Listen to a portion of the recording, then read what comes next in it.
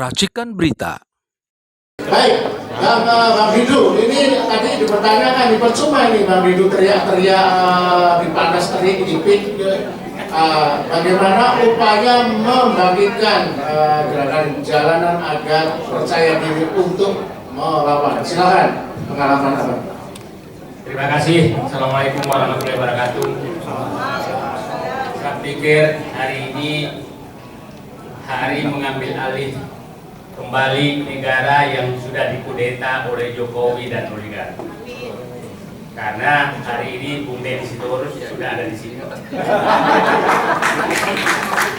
Kalau partai politik sudah mau ketemu oposisi, artinya ruang kebenaran mulai tersingkap di depan. Nah, selama ini kami susah sekali ketemu. Sekarang pernah ngajak juga.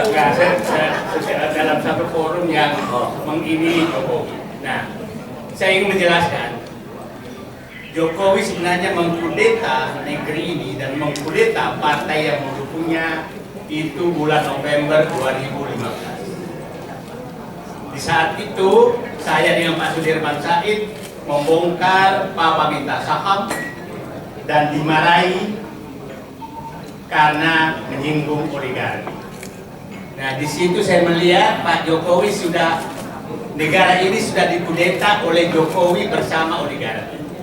Disitulah PDIP ditinggalkan, partai-partai ditinggalkan, sehingga bulan Juli puncaknya 2016 terjadi reshuffle kabinet yang membuang semua menteri-menteri yang punya integritas. Sudirman Said, Riza Ramli, Anies Baswedan, dan masuklah oligarki ke dalam politik.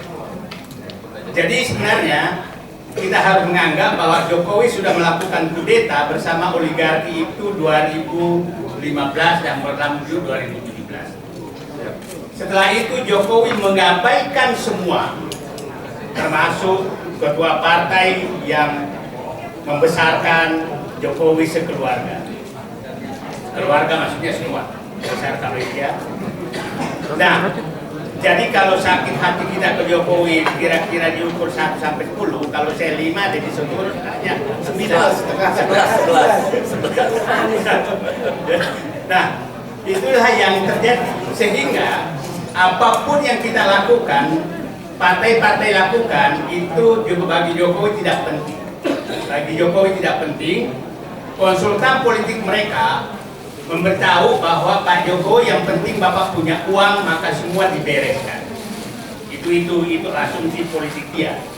Kenapa Jokowi melakukan itu? Karena dia tahu IQ orang-orang Indonesia sekarang yang dibikin oleh dia juga itu tinggal 78 IQ 78. Nah, dia pelihara penerima bansos 120 juta orang. Itu yang tiap 3 bulan menunggu bansos. Dia rusak sistem pendidikan nasional sehingga pendidikan sekarang hanya 60% pendidikan SD ke bawah. Nah, dia tahu struktur sosial seperti itu, maka oligarki lah yang bisa menyelesaikan. Tidak butuh dia partai. Dan faktanya memang lakukan seperti itu terus. Nah, sekarang tapi kita harus tahu, dan dia tahu bahwa partai-partai ini, ya tadi yang Pak Deddy Sitorus katakan, tidak sedikit tokohnya disuruh mengambil mangga tetangga baru dipotret, kira-kira begitu. Nah, baru foto itu yang dipegang, tahu mencuri mangga tetangga. Kira-kira, nah itu yang dilakukan. Jadi, nah saya berharap ini masyarakat harus paham semua. Itulah kenapa kalau bapak-bapak lihat, kenapa saya betul-betul titik fokus untuk mengini oligarki, karena oligarki inilah sebenarnya yang menguasai negara. Nah, siapa yang berkepentingan agar Gibran menjadi presiden? Oligarki. Siapa yang berkepentingan agar Prabowo lemah? Oligarki. Siapa yang berkepentingan sehingga surat perintah 13 Oktober Solo itu terjadi? Itu oligarki. Sehingga berantakan semua. Nah, kita harus melihat bahwa apakah Prabowo, jadi saya katakan kekuatan Jokowi itu hanya satu, oligarki saja. Kalau ini kita bisa potong, maka dia sudah tidak punya kekuatan apa-apa, karena PDI partainya juga sudah nggak ada. Nah, jadi mohon izin saya fokus bahwa ini oligarki, negara ini harus diambil alih oleh rakyat kembali dari oligarki. Dan ingat, di buku Prabowo sebenarnya yang diperjuangkan itu hanya dua, yang menyatakan saya masuk ke politik agar bisa membuat kebijakan untuk mengembalikan kedaulatan rakyat dari oligarki. Itu di bukunya beliau, katakan paradoks. Yang kedua, menyatakan bahwa agar ekonomi kembali ke rakyat dari penguasaan oligarki. Nah, itu saya pikir yang menjadi kita, kalau Pak Prabowo ini, kita semua dua orang ini mau membantu dia untuk melaksanakan bukunya dia itu, Paradoks Indonesia. Kalau beliau tidak melakukan, maka bisa jadi beliaunya jadi paradoks. Itu kan kita nggak mau. Kalau dia jadi paradoks, maka Gibran jadi presiden, gitu kan? Nah itu Prabowo. paradoks Prabowo. Nah, tapi itu saya nggak mau karena Gibran jadi presiden. Nah, Gibran presiden bertepuk tangan oligarki Pantai Utara Jakarta. Nah, terakhir saya ingin meminta pemahaman kita bagaimana sih oligarki mencengkram negara ini dengan sangat terstruktur. Pra kemerdekaan itu oligarki itu membantu tentara rakyat memberikan makan. Dan ingat, oligarki saat itu bukan etnis yang oligarki sekarang. Saya nggak usah jelaskan supaya jelas. Jadi jangan oligarki sekarang seakan-akan berperan terhadap negara. Pada saat zaman kemerdekaan, oligarki yang etnis sekarang itu sama sekali tidak ada yang membantu tentara rakyat berjuang. Nah, Orde Lama, Bung Karno, itu oligarki yang kaya raya yang menyumbang. Monas, Garuda, itu dari bukan oligarki mereka. Pada saat Pak Harto itu oligarkinya, kita sebut nama dulu Jimbaran, itu Pak Harto masih melarang mengambil tanah, masih melarang mengambil tambang, boleh berdagang, tapi di luar tidak boleh masuk ke mengambil hak-hak negara dan hak rakyat. Itu tegas, tidak bisa masuk. Nah, setelah reformasi, oligarki ini melakukan kudeta terhadap konstitusi. Dan kita harus paham, amandemen Undang Dasar 45 itu tidak lepas dari agenda mereka. Itu agenda mereka, sehingga itu gampang saya ubah. Terus setelah itu masuklah kudeta dia 2015 oleh Jokowi. Nah, saat itu merasa bahwa ini sudah bebas sekali, maka dia ubah undang-undang apapun sesuai dengan yang dia, termasuk undang-undang cipta kerja. Itu dia lakukan. Itu adalah pesanan oligarki. Setelah itu berhasil, udah ada pasal undang-undangnya, maka dia ubah menjadi PSN di mana-mana atas keinginan oligarki. Nah, oligarki saat ini, kalau oligarki pada saat Pak Bung Karno, saya bilang itu di halaman rumah, lempar daging masuk, lempar ayam masuk, itu di luar rumah. Pada saat Pak Harto itu ada di pavilion, nggak boleh masuk ruang tamu. Pada saat Jokowi itu dia ngusir penghuninya yang dia ada di dalam dapur mereka, di dapur mereka. Nah, itulah oligarki, itulah yang nah sekarang dia sangat berkepentingan kepada Fufu Papa berlanjut.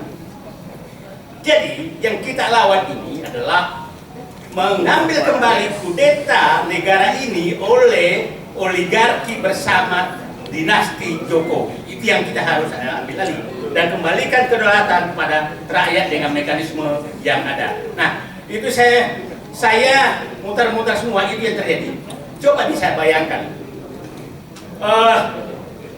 bulan Juni, itu bulan Juni atau Juli dulu Jokowi menantangani, contoh saja bagaimana oligarki. Juli dia tandatangani Rempang, kerjasama Cina tentang Rempang di Cina sana, disaksikan Jokowi dan Jinping. Agustus, Menteri Menko Perekonomian Airlangga Hartarto yang tandatangani sana itu Bahlil. Kita harus mulai sebut nama supaya jangan mereka terus enak aja. Mantap.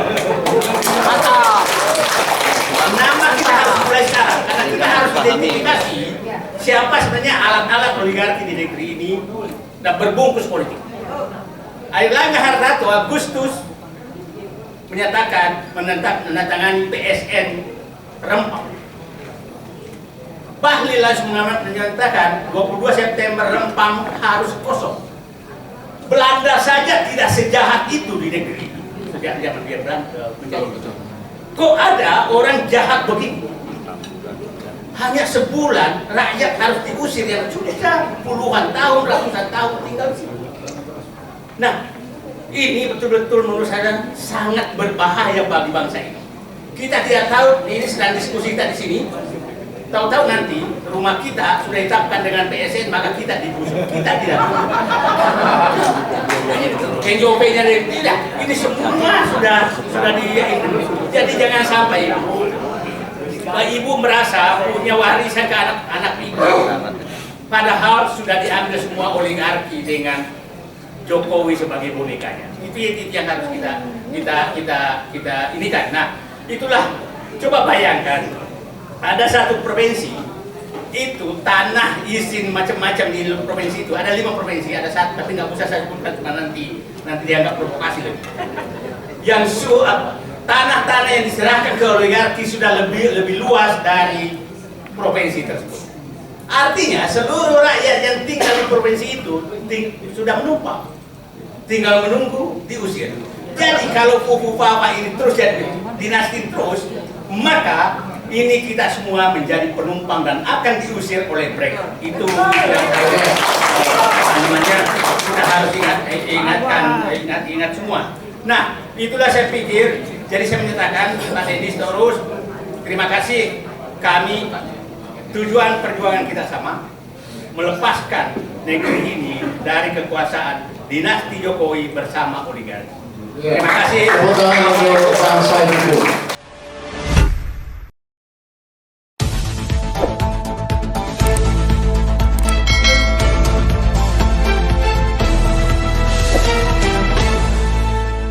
Racikan Berita